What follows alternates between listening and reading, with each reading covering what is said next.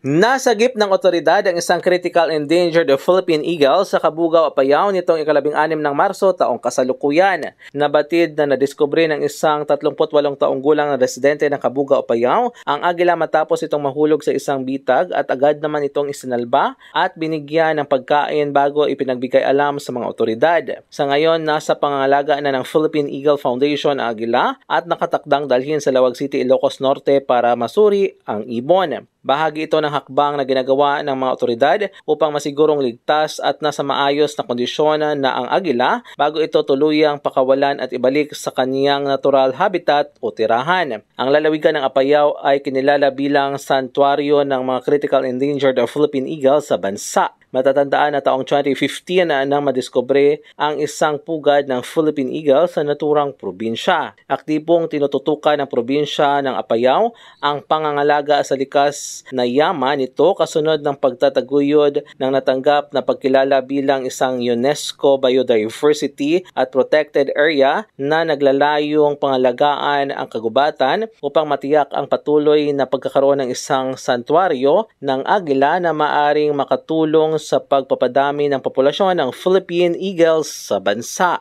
Mula dito sa Cagayan, MJ de la Cruz para sa Radyo Alternatibo, Balita Nationwide.